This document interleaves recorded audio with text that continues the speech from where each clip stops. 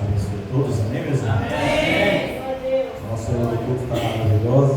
Amém. Espero que Deus possa falar ainda mais. Amém.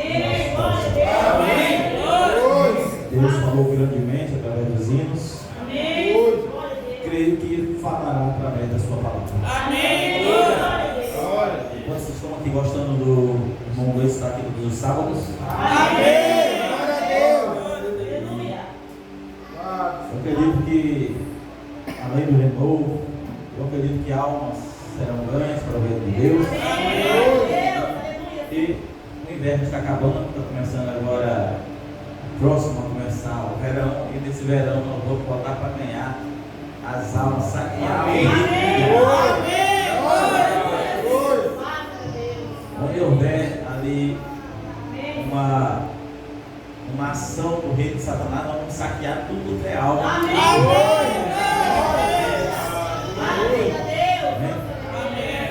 E nós somos os saqueadores de Cristo.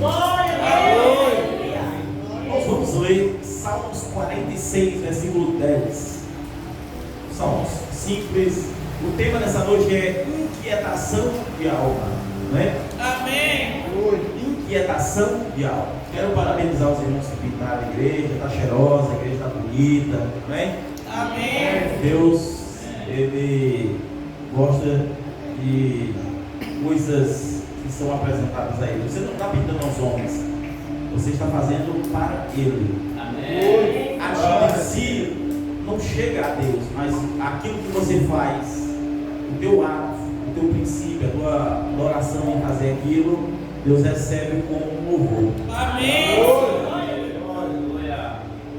Salmos 46, 10. Podemos? Amém. Aquietai-vos e sabeis que eu sou Deus. Serei exaltado entre os gentios. Serei exaltado sobre a terra. Vou repetir.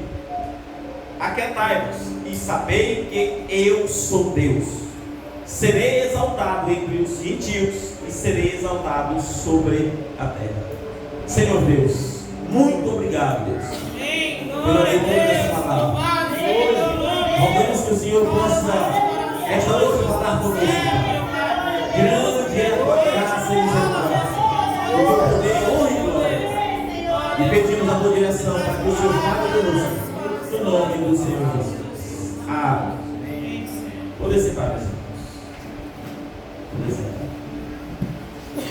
Deus é bom? Amém. Inquietação de alma. Às vezes não paramos para analisar que a coisa mais difícil que o homem pode fazer é aquietar a sua própria alma. O profeta disse que não há nada mais difícil que o homem aquietar a sua própria alma. Às vezes o homem deita, mas a sua cabeça está pensando em tantas coisas, em vez de vir o sono, nem lágrimas. Às vezes Deus está agindo na tua vida, fazendo algo por você, mas você insiste em olhar aquilo que falta, como se Deus não estivesse cuidando. E você não aquieta a tua alma. E então Deus disse: aquietai-vos e sabei que eu sou Deus. Amém. Ele disse: sabei que eu sou Deus e serei exaltado entre Israel, mas também serei exaltado entre os gentios. De fato, Deus é exaltado em todo o país deste mundo. Amém. A questão é que após a queda adâmica, o homem sofre da inquietude. O homem, após a queda adâmica, sofre de um gemido interno. Você sorri para as pessoas, você fala algo, brinca, mas dentro de você sabe que há um vazio, há um gemido no fundo do coração humano. E esse gemido ecoa por um descanso. Esse gemido ecoa por um descanso. E quantas vezes você decidiu, quis, desejou que Deus te levasse logo? Porque a tua alma está cansada. A tua alma, na verdade, só quer um descanso. E há uma dor ecoando no coração do homem. E então, você vai observar que os judeus, Deus deu a ele um tipo de descanso. E eu quero que você entenda isso. Deus deu a ele um tipo de descanso. E então, aqueles homens descansaram no sábado, mas a lei exigia que eles trabalhassem 6 dias. A lei não é folgue no sábado, descanse no sábado. A lei é trabalharei 6 dias e no 7º descansarei. Ou seja, a lei do sábado na verdade seria uma consequência, que é trabalhe 6 dias. Então você depois de trabalhar 6 dias você folga, um descanso. Mas aquele descanso não acabou com o gemido que ecoa no coração do homem. Aquele descanso foi incapaz de trazer descanso para a alma, porque na segunda ou no domingo ele já voltaria a trabalhar de novo. E então, na sexta eles já estariam cansados e novamente precisariam descansar. E aquilo perpetuaria durante toda a vida do homem. Então, todos estavam com a alma inquieta, eles ansiavam por um descanso. Só que nós sabemos que aquele descanso é tipológico, porque Cristo não é a lei. Hoje muitas igrejas guardam o sábado como se fosse necessário guardar. Todavia, entretanto, aquele descanso aponta para Cristo Jesus. Amém. E aí você vai observar, irmãos, que o que o homem anseia na inquietação de alma é o pertencimento. Você anseia por algo chamado pertencimento. Ou você está inquieto e quer pertencer ao mundo, ou você está inquieto e quer pertencer a Cristo, ou você está inquieto e quer pertencer a alguma coisa, mas você quer achar a quietude através do pertencimento. E nisso, muitos falharam. Não se vê na igreja, porque não se sente pertencente à igreja, não porque a igreja o exclui, não porque a igreja mudou, mas porque ele tem um senso de pertencimento, só que as suas obras, os seus pecados, lhe colocaram para fora. São os próprios pesos do seu próprio pecado, são as nossas próprias ações que nos fazem ver coisas que antes não víamos, defeitos que antes não víamos. Isso é sinal de negligência espiritual. Então o homem busca um pertencimento, ele busca um propósito, e se ele na igreja não está encontrando o seu propósito com Deus, ele pensa, meu Deus, eu não estou sendo útil, as coisas não é assim. Ele vai buscar seu propósito no mundo, no futebol, nas drogas, na religião, aonde for. Por que ele vai fazer isso? Porque ele está dentro de si, sem um propósito interior. Não é o exterior. Ah, não, é porque não me dão oportunidade para pregar, porque não me dão oportunidade para louvar. Não é o propósito exterior, é o propósito interior. Você, quando não está alinhado com o propósito de Deus, você começa a ecoar mais inquietude ainda, mais inquietude. Então, quanto mais distante estamos da nossa missão, mais inquietos ficamos de alma. E aí, se por exemplo, um esposo, uma esposa, quanto mais distantes eles estão no padrão, eles pensam, meu Deus, por que eu casei? Se eu soubesse que casamento era assim, eu tinha casado. Quanto mais distantes eles estão no padrão, eles pensam, meu Deus, que coisa é essa? Aí começa a pensar, a desvalorizar tudo o que eles tinham. Por que desvalorizam? Porque há uma inquietude, e essa inquietude é gerada por ações internas de pecado.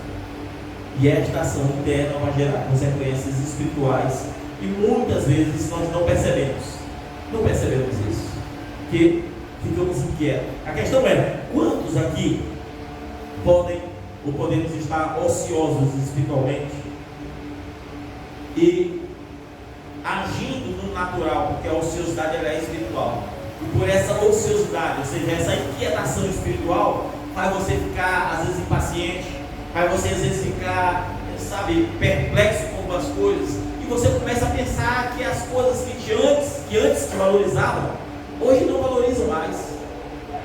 Melhor, que antes valorizava, agora não valoriza mais.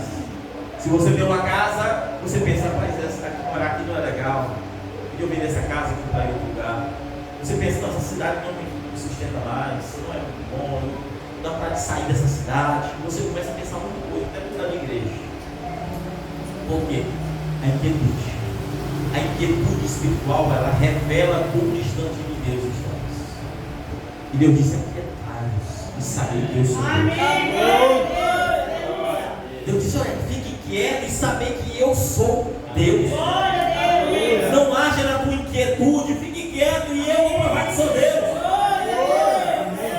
Porém, na fase da inquietude, irmãos, se busca preencher o vazio da alma, e geralmente quando se busca preencher esse vazio, é através de mudanças que geram até dificuldades para você, porque são mudanças externas, porque a inquietude ela é no teu interno. Escute bem, a inquietude é no teu interno. Imagine você estar num lugar e todo mundo ouvindo aquela palavra, e todo mundo atento, e todo mundo com desejo de Deus, mas você está sentado no mesmo lugar, você está pensando: meu Deus, eu tenho que pagar a conta, meu Deus, eu tenho que fazer aquele negócio, rapaz, eu vou falar desse mesmo, não sei por que eu fui xingado na rua. Você está inquieto, aqui está tudo calmo, mas você está inquieto. O que eu quero dizer com isso? A inquietude é algo no teu interior. A inquietude não é nada que está acontecendo lá de fora, está acontecendo apenas dentro, e só você sofre. E Deus, ele é o descanso da tua alma. Amém. Deus manda dizer para você: eu vou aquietar a tua alma. E aí, quando o homem está nesse vazio, nessa inquietude, ele vai buscar mudanças. Muda de cidade, muda de igreja, muda de religião, muda de marido, muda de mulher, muda de tudo. E ele só quebra a cara em cada ação que ele toma nessa inquietude. Por que faz isso? Porque ele está buscando preencher um vazio com algo externo, mas aquilo que é externo nunca preencherá o vazio, porque o vazio é espiritual.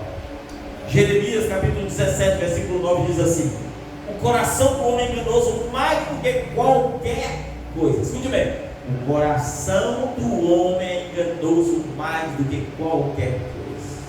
Você acha que falou para ele? Ele diz ainda: e perverso. Não tem nada mais perverso do que o seu coração. Não tem nada mais enganoso do que o seu coração. Aí ele diz: quem o conhecerá? Quem pode conhecer? Quem? Eu tenho uma resposta para isso: Deus conhece Deus. Amém. Quantas vezes você diz assim: meu Deus, agora eu vou ser diferente, agora eu vou dar o meu melhor. Eu sabia que você não ia dar. Eu sabia que era uma semana, 2 semanas. Porque o teu coração é enganoso, o teu coração é perverso, o teu coração é mau.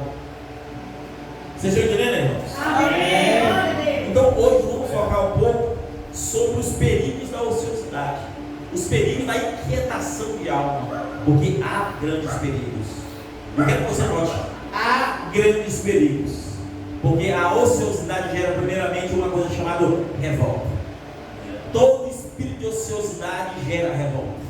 Se você está no trabalho, se você tem um patrão, se você tem que seja, você vai ficar revoltado com o teu patrão.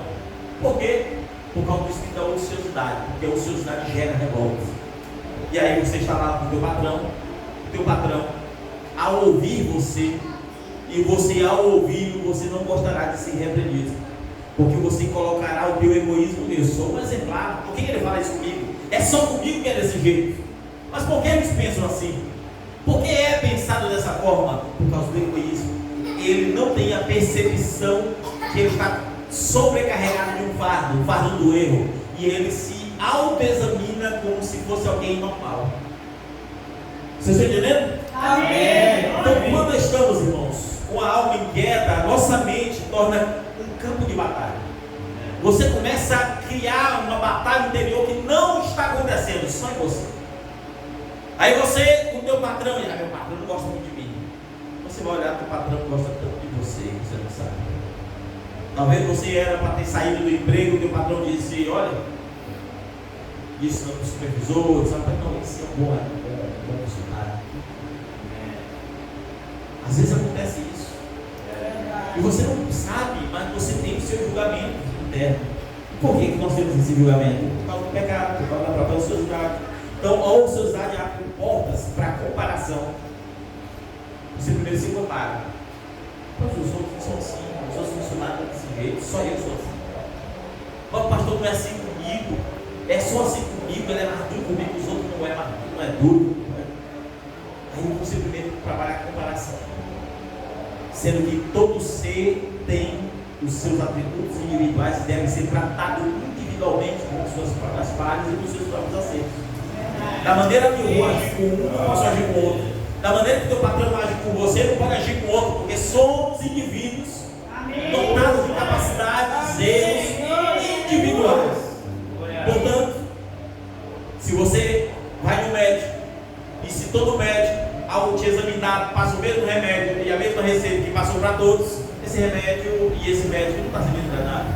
Ele tem que tratar as tuas culpas, os teus problemas, as tuas enfermidades individualmente e receitar um prontuário específico para você. Amém. Amém. Mas quem está com a alma inquieta, ele não percebe isso, porque ele se coloca em comparação. Sempre se colocará em comparação e gera um espírito chamado ingratidão.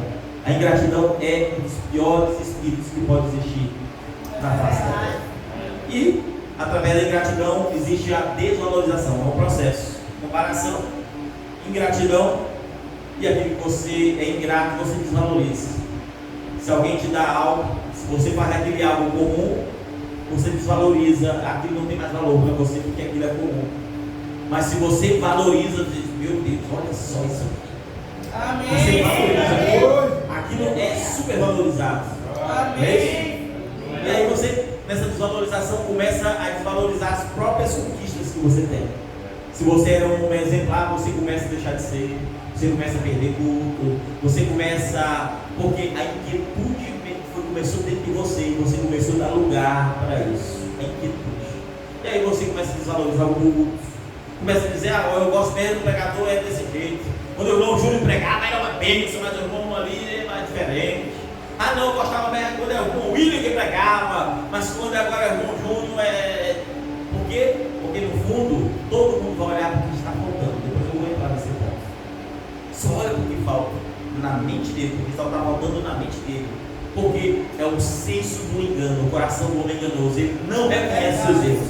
Ele não reconhece que está faltando, está dentro dele mesmo. Está faltando adoração, está faltando desejo, está faltando busca, está faltando pagar preço. O que está faltando está no seu interno. Então, quantos de nós não estamos como Davi?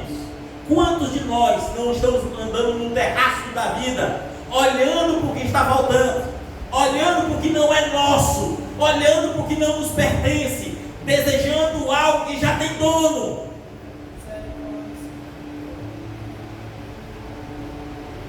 E não importa se você tem, como Davi, 600 mulheres, e se Deus te deu 600 bênçãos e te abençoa em tudo, você vai olhar para o que não tem e vai dizer, eu quero aquilo, e desvalorize o que você tem. Só para resumir, Davi, na sua ociosidade, se o reinado nunca mais foi o mesmo. Nunca mais foi o mesmo. Então ele buscou a Deus de tal modo que chegou uma fase da vida que ele deu tudo o que ele tinha, toda a sua riqueza, tudo aquilo que ele tinha conquistado, ele tentou todas as maneiras, sabe? E a Bíblia diz que sobrou para ele 1000 bois. 1000 bois. Então, o filho dele, Salomão, se torna rei. O filho dele pega aqueles 1000 bois. A única coisa que sobrou do pai, sacrifica todos para Deus. Todos. Então Deus aparece para ele e diz, porque tu nunca me pediu dinheiro, tu nunca me pediu prosperidade nem a morte dos teus inimigos, mas me pediu sabedoria. Eu vou te dar então sabedoria. Mas também te abençoarei na prosperidade e também te abençoarei contra os teus inimigos. Amém. Você só alcança de Deus quando a tua alma não está inquieta. Priorize Deus. Então, às vezes nós somos como Davi, buscando coisas que não nos pertencem. E quando nós estamos ociosos, irmãos, a nossa alma fica inquieta. A ociosidade traz a tua alma, fica inquieta, você está inquieto, os teus pensamentos, sabe? Nada para você faz sentido. Nada para você vai fazer sentido. Você quer mudar de casa, você quer mudar de mulher, de marido, você quer mudar de emprego, você quer mudar de cidade, você quer mudar de igreja, você quer mudar de qualquer coisa, porque nada faz sentido para você. Você desvaloriza, você se compara. É aquilo que eu falei, comparação. Amém? Você segue, você desvaloriza o que tem, você desvaloriza desvaloriza tudo, e mesmo as tuas conquistas são desvalorizadas. E essa batalha só está acontecendo dentro de você, ela não existe.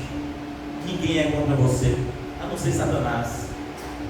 Ninguém é contra você. E às vezes nós não percebemos. A Bíblia diz: se Deus é por nós, quem será? Se Deus é por mim, por você, quem pode ser contra nós? Então, nessa fase da ociosidade, irmãos, o homem, ele pode fazer qualquer tipo de loucura, porque ele é ocioso. Ele pode fazer qualquer tipo de loucura, ele vai buscar um descanso para a alma de qualquer jeito. Por quê? Porque ele está cansado de quê, irmão? Aquilo que ele está cansado é da vida de pecado, ele não percebeu o que é os erros. O que está deixando ele ocioso é a quantidade de problemas e erros, porque problema gera erro, erro gera problema, e ele está sufocado pela própria vida que vive, mas está buscando um descanso externo, uma mudança externa, e não acontecerá nada. É verdade. Porque é interno. É interno. Então, às vezes você toma decisões que não vai fazer efeito nenhum, né? Não adianta buscar esse tipo de descanso. É verdade. Não adianta. O peso da vida traz sofrimentos. E o que mais gera inquietude é o peso da própria vida. É o peso do próprio erro. É estar sobrecarregado com um fardo que não é seu. É o fardo do mundo que você nunca deixou para trás. São atitudes que eram do mundo que você nunca deixou para trás. E por você não deixar um fardo pesado, fica tão pesado para você carregar. Você fica levando um fardo, irmãos, um fardo da desobediência, um fardo da negligência. Quando você comete o pecado da negligência, sabe que tem que estar em oração, sabe que todo dia tem que estar em leitura, meditação na palavra, e você deixa para trás. Então aquele fardo pesa mais. Você tem suas próprias prioridades e Deus fica no fim de tudo. E então você se sobrecarrega nas suas próprias prioridades, coisas que dão certo e que não dão, problemas que geram. E aí você começa a se tornar mais pesado, e a batalha te cega de tal modo que você busca um descanso externo que não existe. Esse descanso, essa quietude externa não existe. Elias, mesmo vencendo no Monte Carmelo, descendo fogo do céu, Deus ouvindo a oração, ele oferecendo uma oferta viva e vendo os próprios adoradores de outros deuses, viram que os deuses dele eram fracos, não faziam nada. Mesmo assim, Elias ficou ansioso em face da vida e ele fugiu para o deserto. Quantos de nós Deus já provou que Ele é Deus para você? Deus já fez coisas grandes na sua vida. Amém. Glória a Deus. Aleluia. Você já venceu o inimigo, mas mesmo assim você sai do monte e vai rumo ao deserto. E rumo ao deserto você não vê vida, você só vê o sol escaldante e a sede. A sede, ela, por mais que seja verdadeira, cada passo que você dá, mais distante da água você fica, porque você está andando para o deserto. Isaías andou para o deserto de tal modo que Deus precisou encontrá-lo numa caverna, na escuridão. Às vezes nós estamos na caverna da nossa própria mente, presos. E Elias disse: Senhor, eu estou escondido aqui porque aquela mulher matou todos os profetas.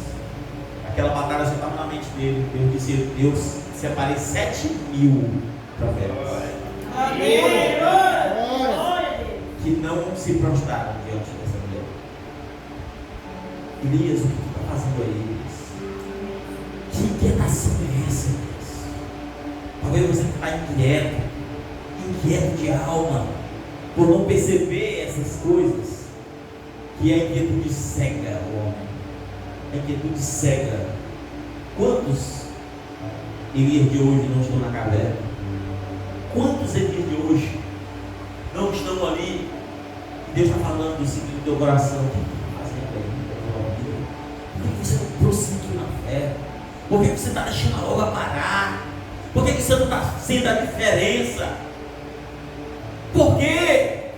O que faz daí? Eu já disse fogo do céu. Eu já derramei a minha presença sobre você. O que faz isso aí? Às vezes nós não percebemos que estas coisas são verdadeiras. Vou já encerrar. Vou pegar hoje breve. Então, às vezes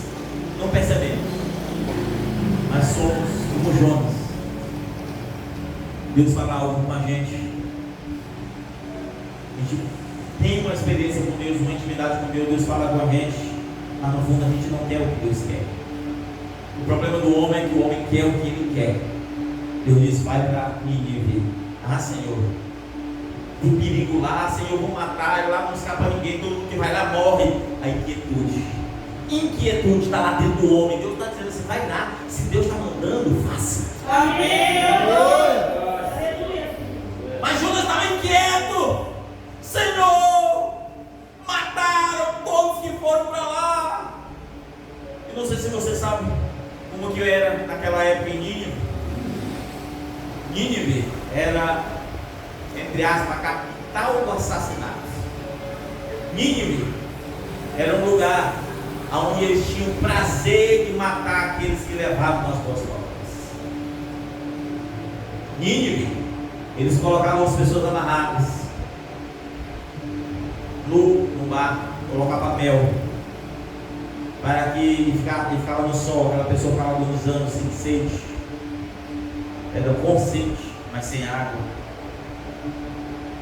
E bichos começavam a comer formigas e dava bicho e mosca em dia, e ele ia comendo essa comida de bicho.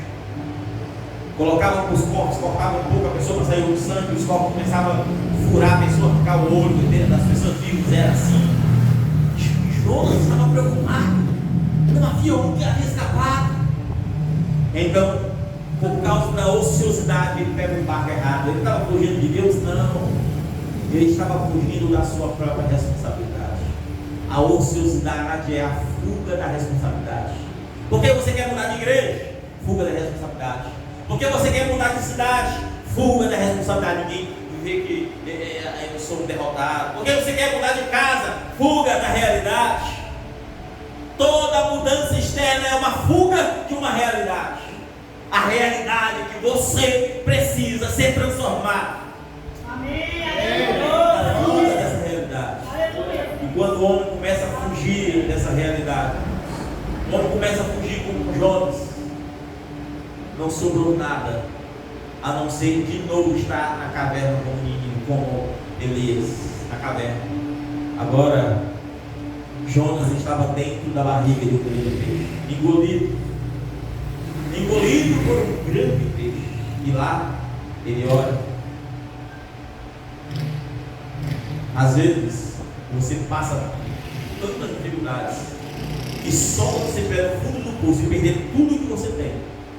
Como foi jogado todas as coisas do barco, da embarcação, no jogo não tinha mais nada. É nessa hora que você perde tudo, desvalorizando tudo que você tinha, você vai reconhecer: meu Deus, o problema estava em mim mesmo. Isso me faz lembrar do filho pródigo. Senhor, dai-me minha parte. E ele gastou tudo que tinha, umas meretrizes. E quando ele olhou para os porcos e desejou comer das bolotas dos porcos, da lama do porco, da porcaria que o porco come, e quando ele sentiu o desejo daquilo, ele lembrou do pai dele e disse: meu Deus, até os funcionários e jornaleiros do meu pai come do bom e do melhor, e eu aqui. Eu pequei contra o céu e pequei contra a terra. É quando o homem perde tudo que ele vai descobrir que ele está fugindo mesmo é da sua própria responsabilidade. É de uma atitude de cristão, é de uma vida exemplar. Não é de nada externo. Aquilo que é externo é Satanás que coloca para você, mas é algo no seu interior. Amém. No seu interior. Então, a inquietação de alma, há sim grandes perigos. Grandes perigos.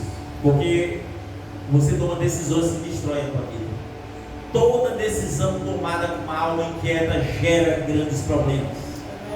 Sansão, mesmo sendo forte e poderoso, quando estava inquieto, porque a esposa dele contou algo, ele pegou 300 raposas, amarrou o rabo, tocou fogo no rabo da raposa e queimou toda a colheita dos filisteus. Aqueles homens se zangaram, queimaram a mulher dele, queimaram o pai dele, o sogro, sabe? E houve o povo dele, os israelitas, começaram a sofrer mais ainda, a ponto dos próprios irmãos dele pegar ele e amarrar Sansão. E Sansão estava amarrado. Por que ele estava amarrado? Os próprios irmãos amarraram, limitaram, os próprios irmãos da fé limitaram Sansão, porque ele estava agindo com inquietude. Às vezes o teu irmão tenta te segurar em algo para você não fazer coisas erradas. E Sansão estava limitado. Enquanto Sansão estava limitado, a Bíblia diz que Sansão disse: não me mata. Os seus irmãos, os irmãos não é de sangue, tá? Estou falando da povo de Deus. Disseram: nós não vamos te matar, nós vamos te levar aos filisteus, porque nós estamos sofrendo por tua causa. Nós estamos pagando o que você está fazendo. Deus deveria te usar para nos libertar, mas você está agindo com ociosidade e nós estamos sendo atormentados. E o que aconteceu? A Bíblia diz que quando veio os filisteus, o Espírito do Senhor tomou e quebrou aquelas portas. A tua força só é contra o inimigo. Amém, Senhor. A força que Deus te dá só dará quando você operar contra as forças do diabo. E quando você estiver tentando operar contra as forças de Deus, você vai cair em problemas. É verdade. E aí você vai observar que Sansão pegou uma queixada de jumento, matou 300 pessoas, estava quase morrendo. Senhor, não importa como eu vou morrer, a batalha é sofrida. Você acha que foi fácil? Não foi. 300 homens, uma queixada de jumento, estava cansado. E ele orou: Senhor, não importa que eu morra, estou com sede, Senhor. Eu estou lutando, Senhor, na fé, mas eu não tenho a tua presença. E aí Deus desce chuva. Glória a Deus.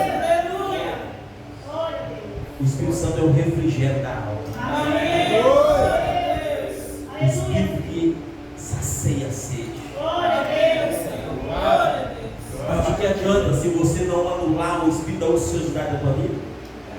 Sansão morreu, perdeu a força, arrancaram seus olhos, tudo por ociosidade. E de novo, mais uma vez, ele disse, por isso ele disse: eu dai-me força mais uma vez.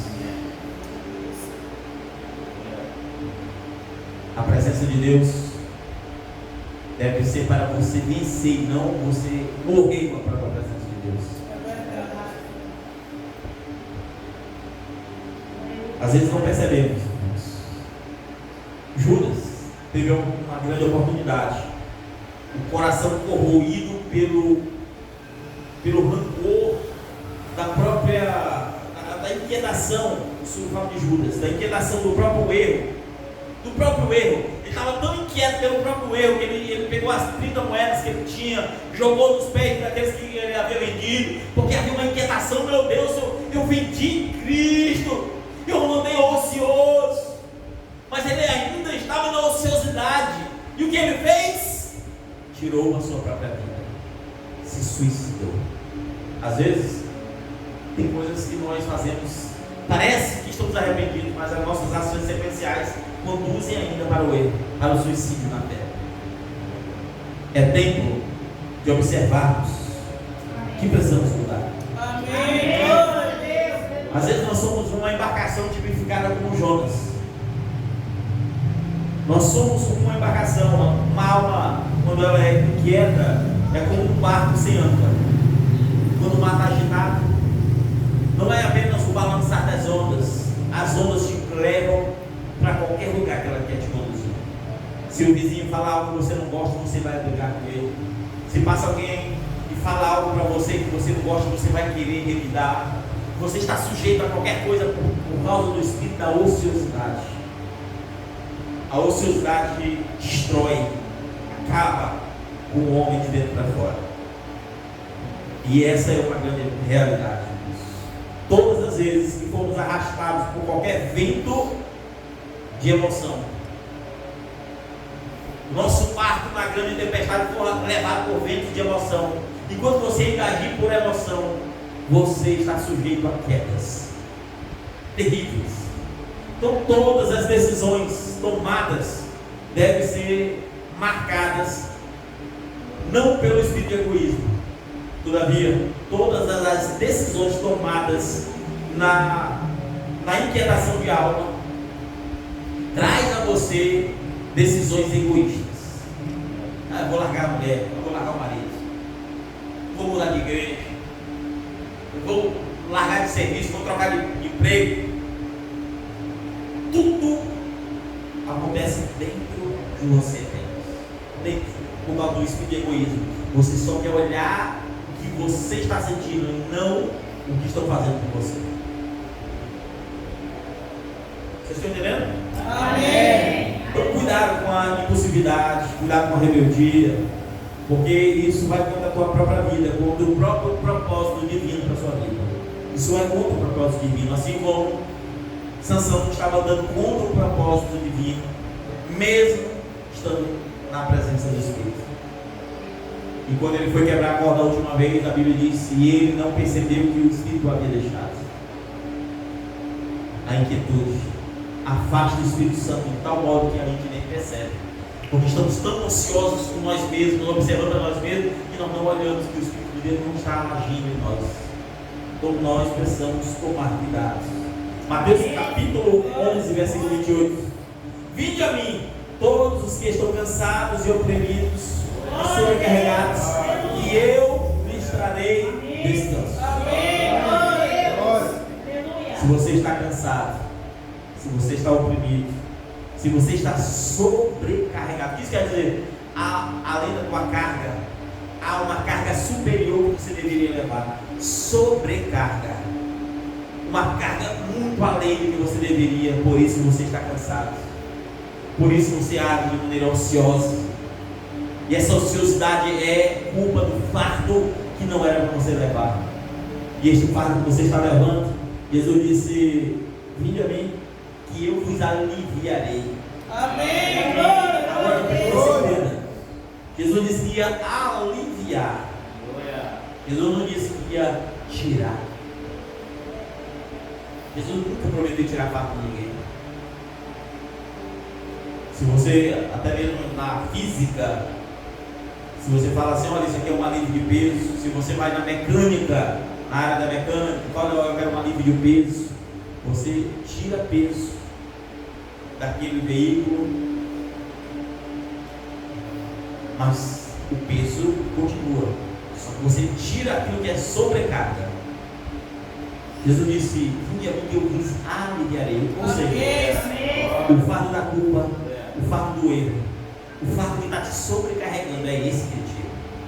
Jesus ele disse assim, Jesus ele não disse assim: olha, eu vou tirar teu fardo e você vai nascer matando. Ele disse que ele vai trocar o seu fardo.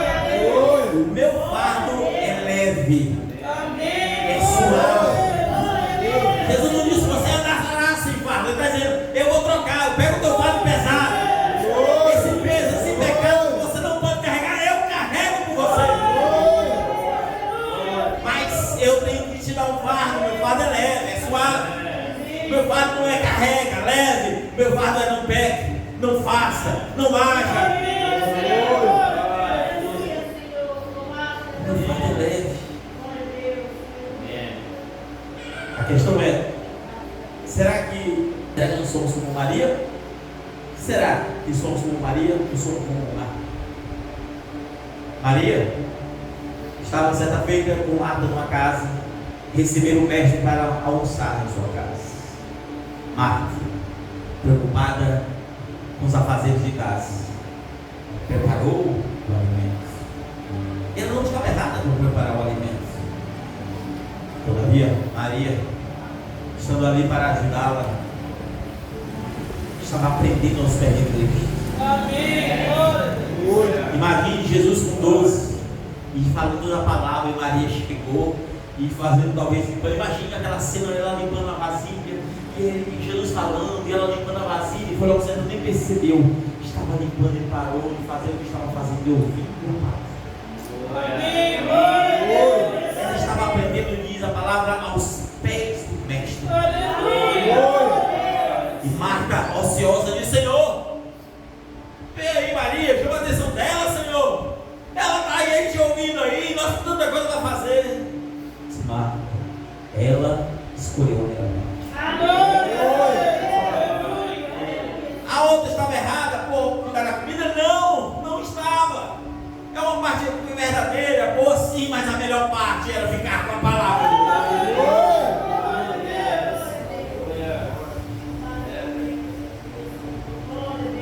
Paulo e Silas foram dois homens que pregaram. Deus levantou esses homens. Certa feita, o tomaram, bateram, o espancaram. 39 chibatadas. Escute bem. 39 chibatadas. Qual o seu erro? Qual o seu problema? Eles expulsaram o demônio. O problema deles é que eles libertaram uma alma aprisionada por um espírito de engano. Mas ela era uma escrava, e os donos daquela escrava mandaram aqueles guardas o prenderem. Deram 39 chibatadas e o colocaram na prisão. Talvez, se você estiver evangelizando e alguém te tratar mal, sobe um espírito de ira sobre você, sobe um espírito de contenda sobre você. Mas aqueles homens tomaram 39 chibatadas e ainda foram presos. Não havia ociosidade neles. E eles com as costas rasgadas. Eles não apanharam de cinto como hoje. E com as suas costas rasgadas. Talvez febrios. Talvez não poderiam deitar com as costas no chão. Talvez sentados. Mas eles estavam glorificando a Deus, louvando a Deus. E a Bíblia diz que aqueles homens louvando hinos ao Senhor. E nesta hora, aqueles que estavam cativos, presos, ouviram aquele louvor. E aquele foi o louvor mais libertador que aqueles ouviram. Preso para o mundo, mas libertos para Deus. Pareciam estar presos, mas ali havia liberdade. E quando as almas daqueles homens foram envolvidos por aquele espírito de santidade, a Bíblia diz que as muralhas, as portas, as paredes caíram. Porque o Evangelho vivo produz vida. E até mesmo o carcereiro que estava com as chaves, que não tinha parede, ia se matar porque ele teria que pagar pelas almas. E Paulo disse: ei, não se mate não. Nós ainda não saímos daqui. Somos libertos. A palavra nos libertou. Mas nós estamos aqui. E aquele homem disse: o que eu posso fazer para herdar a vida eterna? Paulo disse: creia em Jesus Cristo e será salvo tu e a tua casa. Aquele homem não ficou ocioso porque ao amanhecer o dia teria que ser morto, decapitado. Não, ele creu. E a Bíblia diz que eles foram para a casa daquele homem e lá toda a sua família foi batizada. Toda a sua família aceitou a vida eterna. Então o que disse Jesus? Não tem mais aquele que pode matar o corpo, mas sim aquele que pode matar o corpo e a alma. É esse que nós temos que ter temor. Então, aquietai-vos e sabei que eu sou Deus. E essa promessa não era apenas para os judeus. Ele disse: os gentios saberão que eu sou Deus. Vamos orar, vamos encerrar. Eu vou deixar a pregação em aberto, para o encerramento. Eu vou deixar ela em aberto para você refletir. Perfeito. Vamos orar. Senhor Deus, Pai, arranca os passos, a sobrecarga, aquilo que temos feito, agido, decidido, segundo a nossa própria vontade, a qual o Senhor não faz parte, a qual o Senhor não está presente, a qual o Senhor não foi consultado, e agimos segundo a nossa própria vanglória. Perdoe.